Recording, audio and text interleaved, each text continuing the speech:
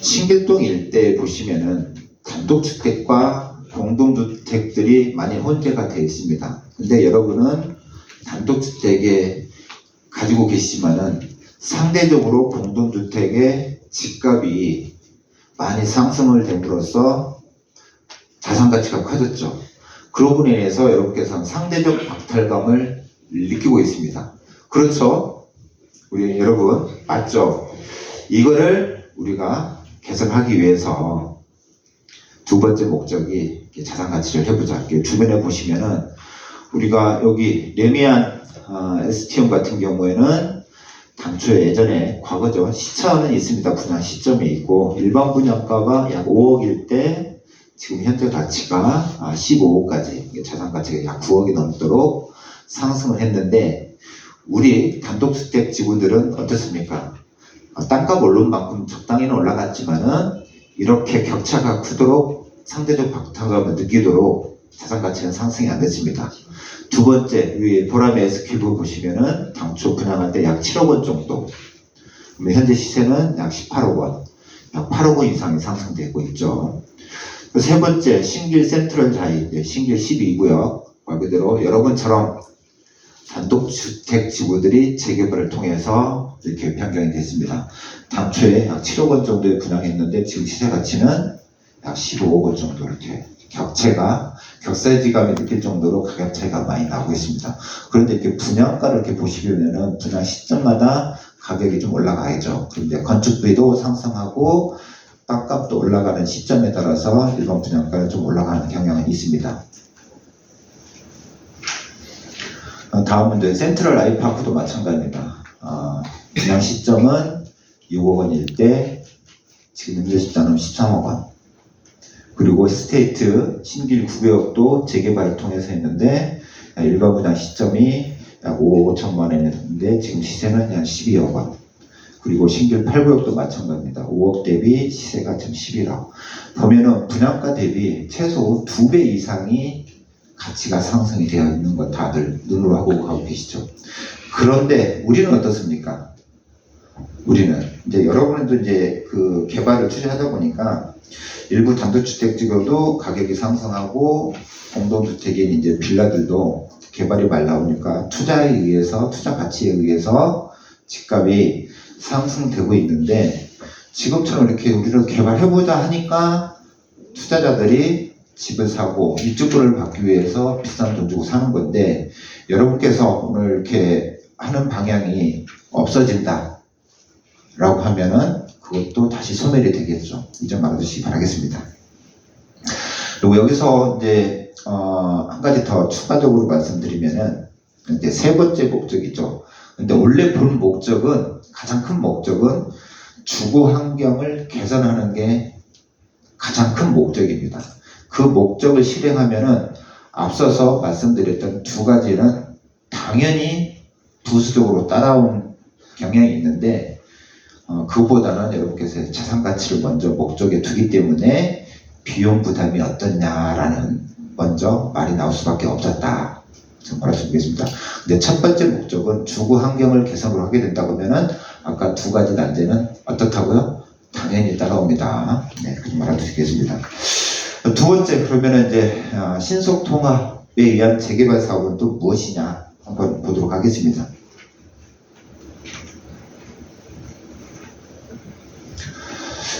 서울시에서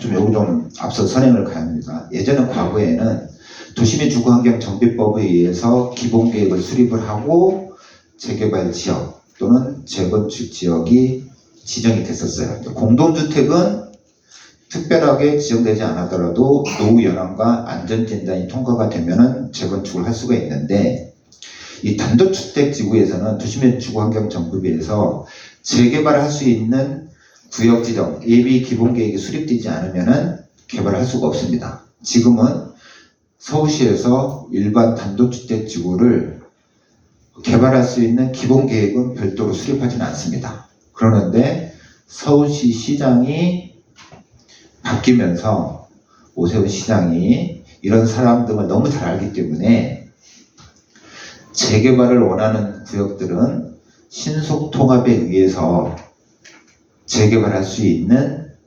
기회를 열어줬습니다. 그래서 여러분께서는 이 기회를 찾고자 이렇게 취진 준비위원분들이 모여줬고 오늘 이 자리까지 오셨습니다. 먼저 보시면은 이제 부동산 시장을 안정을 위한 주택 공급 정책 그리고 재개발 활성화를 목적으로 한다고 했습니다. 그런데 보시면은 여기가 모순점이 있어요. 부동산 시장을 안정화된다는 얘기는 집값이 오르지 않는다는 얘기겠죠. 그죠? 안정을 위해서 주택을 충분하게 공급을 하겠다라는 목적을 갖고 있지만은 서울시에서 원하는 만큼 주택 공급은 원활하게 되지는 않을 겁니다. 우리가 신속 통합하게 된다 보면은 10년 정도 소요가 되겠죠. 그리고 앞서서 아까 격세지감을 느끼는 부분들을 좀 더 보완하기 위해서 재개발을 활성화를 목적으로 신속 통합 기획이 수립이 되어 있습니다. 그러면은 여러분께서 신속 통합 기획에 의해서는 이 공공성도 확보하고 여러분의 자산 가치도 상승하는 두 가지 목표 달성을 위해서 서울시 여러분들의 윈윈하기 위해서 신속 통합을 기획하게 된 것입니다. 그러면 앞서 말씀드렸다시피 서울시에서는 공공성과 사업성 균형을 목적으로 공공과 민간이 윈윈하도록 서로 성장하고 서로 발전할 수 있는 계획하기 위해서 신속통합 계획이 수립이 되었습니다. 그럼 공공성은 뭐냐? 도시 기능을 활성화시키자. 두 번째, 열악한 주변의 기반 시설을 확보하자. 세 번째로는 개발을 통해서 주거가 환경이 열악한 임대세입자, 임대인들 말고 여러분보다도 좀 부족한 분들이 주거 생활을 안정적으로 이용하기 위한 임대주택 등을 공급함으로써 도시기능을 활성화시키고 또한 개발을 통해서 여러분의 자산가치 상승과 여러분의 주거환경 개선을 두 가지 목적으로 하는 겁니다. 이게 신속통합에 대한 기본 방향이고요. 서울시에서. 그러면 이제 우리가 신속통합 기획으로 의한 재개발 사업을 하려면은 어떻게 해야 하냐?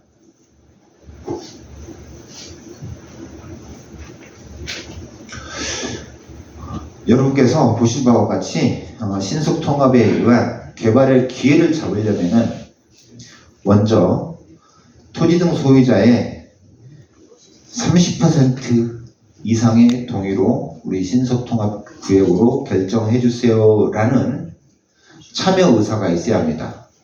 여기 위원님들만 아무리 노력한다고 해서 여러분께서 참여 의지가 없다라고 하면은 못하겠죠. 참여 의지에 증명하는 것은 무엇이냐? 동의서입니다. 동의서고요. 근데 그 동의서만 낸다고 해서 무조건 되는 거 아니냐? 조건이 있습니다. 땅이 최소한 1만 제곱미터 이상이 돼야겠죠. 1만 제곱미터 이상은 소위 말하는 약 3,300평 이상의 획지가 필요하고요. 그중 노후 동수가 3분의 2 이상이 갖춰져야 합니다.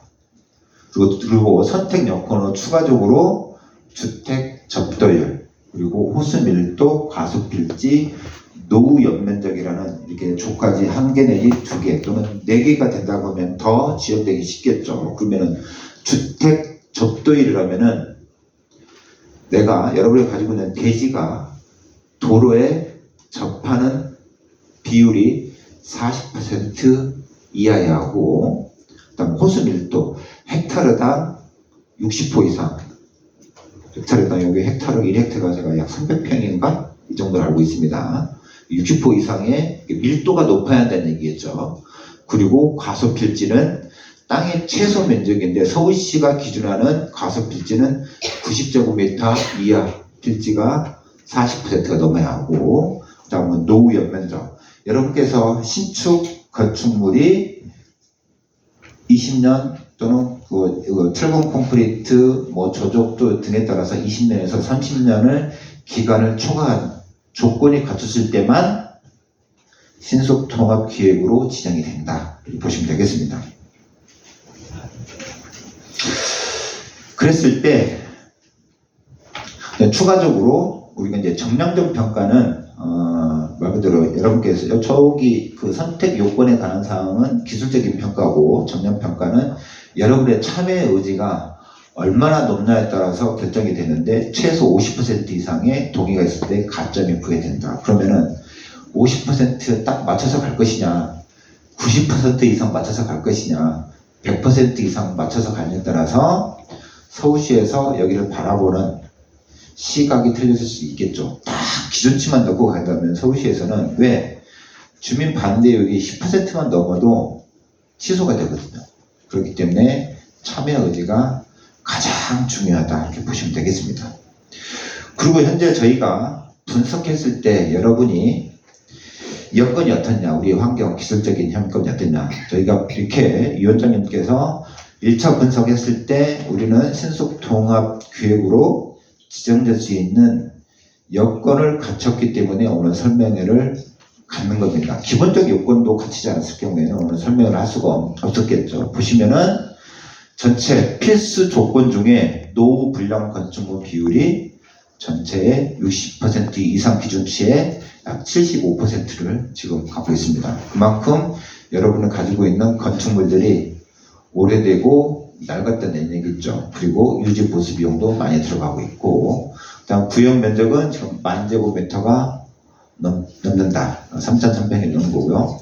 선택 요건, 총 4가지 요건 중에 노후 불량 건축물의 전체 연면적이 60%가 넘는데 현재 조건은 75%, 그리고 나머지 과소필지는 40% 이상이었는데 26.52%이기 때문에 적용되지 않고, 그 다음에 주택 접대율과 호수 밀도는 세부적으로 다시 전문가가 검토해야 할 상황인데, 서울시에서 이렇게 선택 요건이 있잖아요. 한 대는 아니라 이 4가지 요건 중에 노후 불량 연면적을 제외한 가소필지, 주택 연면적, 호수 밀도 등에 관한 사항은 정말 요건이 통과되기 거의 없다고 보시면 됩니다. 여러분 말 그대로 달동네 있죠.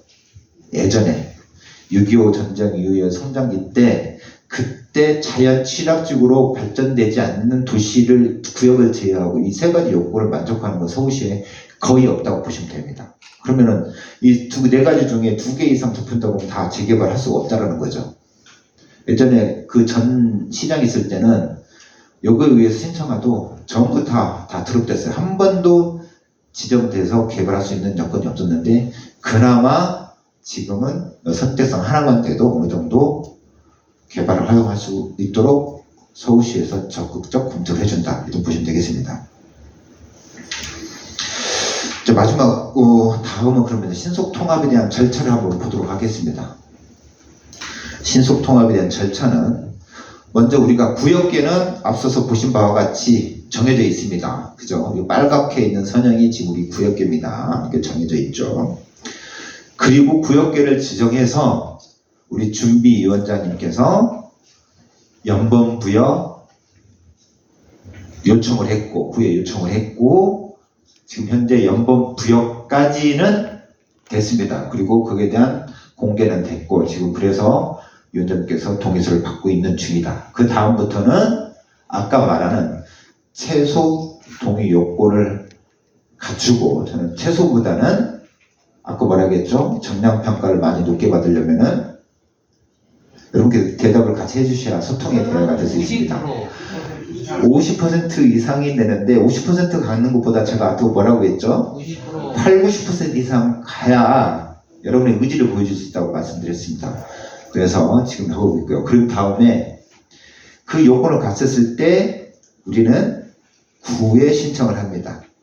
그리고 구에서는 앞서서 말한 그런 필수 조건과 선택 조건에 대한 타당성 검토를 하죠. 그게 완료가 되면은 구에서는 서울시로 이관을 하고, 그리고 서울시에서는 그걸 받아보고 검토한 후에 후보지 선정위원회가 구성이 돼서 여기를 이제 심사를 하게 됩니다. 심사를 하는 데 있어서 기술적인 것들은 전문가가 하는 거고, 여러분께서 정량적으로 하는 것은 무엇이냐? 동의서가 얼마나 되어서 심의위원들이 그거를 긍정적으로 볼 수 있을 거냐 아니냐 되겠죠. 아까 안 되는 이유가 뭐라겠죠? 안 될 경우가 10% 이상의 반대만 돼도 취소가 되는데 딱 요건만 갖추고 가면은 특정 부분이 반대 민원이 생기면은 안 되기 때문에 최대한 동의서를 많이 내야 한다. 제가 그래서 강조를 하는 겁니다. 그리고 선정위원회가 개최가 되고 후보지로 선정될 것인가 탈락할 것인가 결정이 됩니다. 그 다음에 결정이 된다. 그러면 이제 구체적으로 신속통합기획안이 수립이 됩니다. 이거 말 그대로 이제 구역 지정 위한 토지를 어떻게 활용할 것인가에 대한 기본 계획이 수립되는데 이때 건축, 교통, 환경까지 한 번에 검토를 한 이후에 도시계획 시민가 결정되고 정부계획 지정된 이후에는 추진위원회 또는 조합 직접 설립을 할 수가 있습니다. 그죠?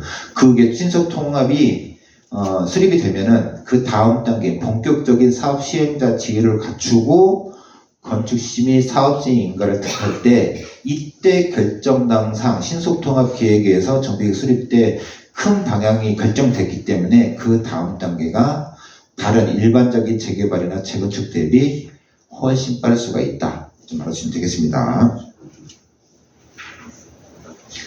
신속통합 물론 지금까지 절차까지 설명드렸고 필요성에까지 설명드렸는데 장점이 또 무엇인지 한번 여러분이 좀 알아두셔야 할 것 같습니다.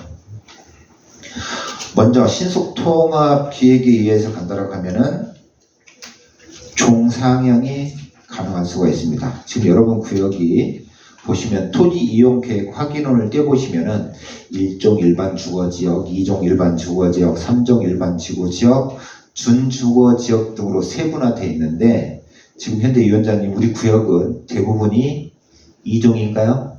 네, 2종이죠. 그러면은 신속통합 기획에 의해서는 3종으로 용도지역을 상향할 수가 있습니다. 그럼 3종으로 용도지역 상향을 한다는 얘기는 2종은 용적률이 200%, 개별적으로 질 때는 250%까지 질 수 있는데 공동주택은 맥시멈 200%, 3종은 300%까지 질 수가 있다는 얘기예요. 그럼 용적률은 무엇이냐? 지상층에 내가 건물을 얼마나 많게 연면적을 확보할 수 있냐가 기준이 되겠죠. 그러면은 100평짜리를 진단 얘기는 용적률 200%는 200평까지, 용적률 300%짜리는 100평의 땅을 300평까지 질 수가 있다는 얘기죠. 그럼 어떤 게 사업성이 좋을까요? 300%죠. 그러면서 현재 우리가 이 위원장님이 추진하는 거 뭐냐? 우리는 신풍력을 끼고 있습니다. 200m 이내에서는 역세권 개발을 할 수가 있대겠죠. 역세권은 준주거지역까지 할 수가 있는데 준주거지역은 400에서 500%까지 갈 수가 있습니다. 준주거지역은 400%인데 거기다 인센티브나 기부 체납을 통해서 최대 500%까지 갈 수가 있다. 근데 이제 보통 400%에서 마무리됩니다. 그러면은 어떻다고요? 100평짜리를 400평으로 질 수가 있다. 이 첫 번째 가장 큰 장점이 되는 거고, 그럼으로써 여러분이 가지고 남는 면적은 일반 분양을 하겠죠. 그럼 일반 분양 면적이 많아진다는 얘기는 예부로부터 조달하는 수입이 많아서 사업비를 충당한다. 즉 분담금을 감수할 수 있다라는 얘기가 됩니다. 그렇죠. 내가 지금 여러분이 가지고 있는 분담금 걱정을 제일 많이 하는데 안 했을 때 1,000만을 낼 것이냐 안 낼 것이냐가 차이가 틀려지는 거죠. 두 번째, 충수 완화가 있습니다. 지역별 특성에 따라서 이제 충수, 서울시에서 높이 규정이 있습니다. 2종의 높이, 3종의 높이. 3종 이상은 높이 제한을 완화받지는 않습니다. 근데 2종은 높이 제한을 받습니다. 그래서 높이 완화할 수 있고, 2종 같은 경우는 이제 7총밖에 못 지는데 그럼에도 불구하고 신속통합 2종으로 지정됐을 때요. 시청에도 불구하고 신속통합은 최대 29층까지. 근데 우리는 3종까지 간다라고 했을 때는 층수 제한이 해제가 된다는 얘기죠. 다른 거에 의해서 규제는 받습니다. 다른 거에 의해서요. 그리고 인허가 과정에서 기간이 좀 당겨집니다. 일반 재건축 규모가 큰 단지는 정비局지정 단계가 보통 2년에서 3년 걸립니다. 어떤 데는 막 5년씩 걸려가지고 서울시에서 안 해주는 경우도 있고요. 그리고 사업 시행자 지위를 갖추고 건축 심의 과정에서도 마찬가지로 2년 이상 막 소요되는 곳도 있는데, 이때 신속통합기획 과정에서 서울시 주민 유관기관들이 잘 협업해서 방향성을 크게 결정하면은 전체 인허기간이 2분의 1로 단축될 수가 있습니다. 사업기간이 단축된다는 얘기는 비용이 그만큼 지출이 안 된다는 얘기죠. 기간만큼. 비용이 지출이 안 된다는 얘기는 사업비가 절감된다겠고, 그 다음에 여러분의 자산 가치가 빠르게 높아지고 재산권 행사를 할 수가 있다는 얘기가 되겠죠. 그리고 아까 두 번째 기간 단축까지 보시면 됩니다. 이게 큰 장점이 있는데, 그러면 장점은 있는데 단점은 저희가 얘기는 안 했습니다. 그죠?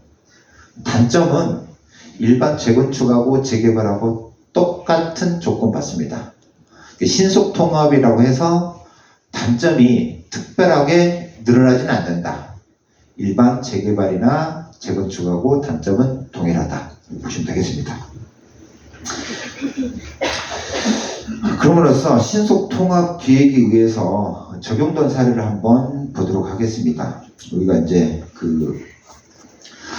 강북구 번동이라는 곳이 있습니다. 여기도 신속통합 기획에 의해서 용도 지역이 1종과 2종이 또는 3종까지 혼재된 종 3분의 구역에서 3종 주거지역으로 완화가 됐습니다.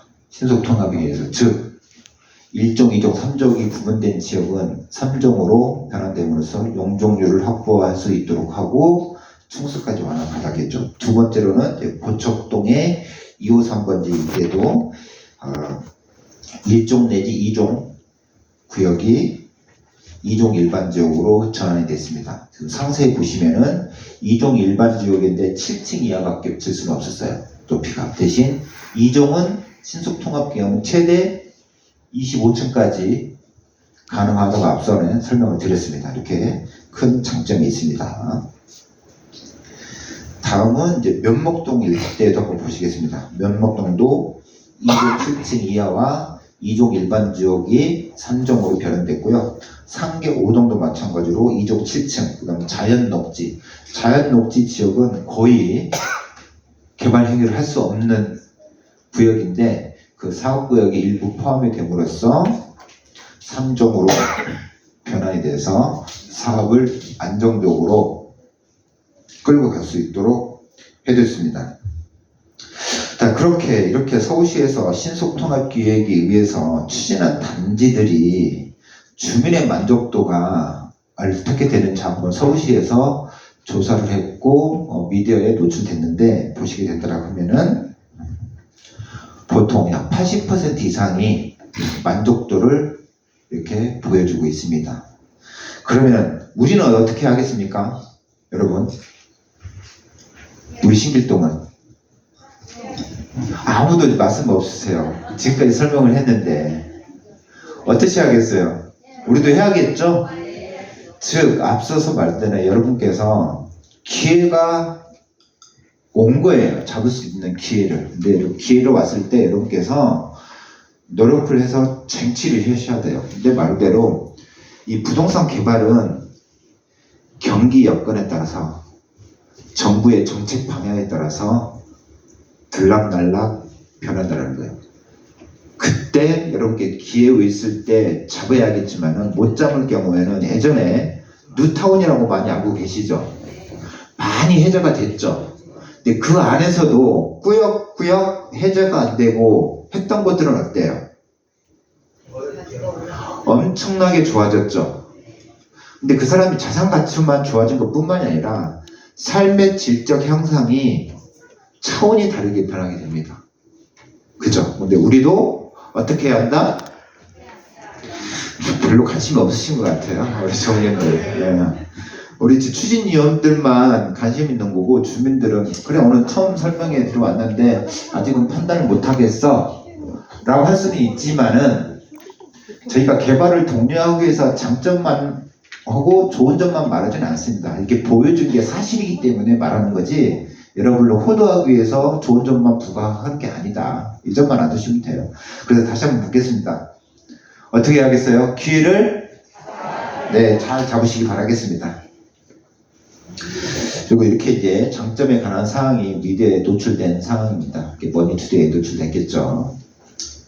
그리고 뉴타운 도시재생 한계를 극복한 곳이 창신동과 숭신동 일대가 이렇게 10년 만에 재개발을 통해서 이렇게 변화된, 지금 현재 변화된 게 완성된 게 아닙니다. 이렇게 지금 변화될 목적으로 지금 사업이 추진되고 있다. 보여진 거예요. 이 정도 창신동과 숭신동 일동이 막 이쪽 좀 넘어가면 다 알고 계시죠? 여기 어디죠? 숭신대 입구 있는데 산이 높고 있는 부분이 있는데 그런 지역들이 이렇게 이런 목적으로 지금 신속 통합에 의해서 진행이 되고 있다는 점. 우리가 남의 떡만 바라볼 것이 아니라 우리도 먹어야겠죠? 네. 건축 계획안에 대해서는 제가 전문 분야 아니기 때문에 우리 같이 해보고 있는 ANU 디자인 그룹에서 추가 설명을 드리도록 하겠습니다. 모시겠습니다. 박수 한번 부탁드리겠습니다.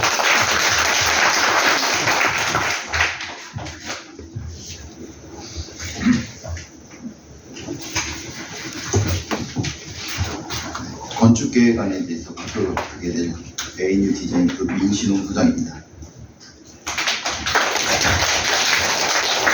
우선 저희 사업 대상지 현황을 좀 말씀드리겠습니다.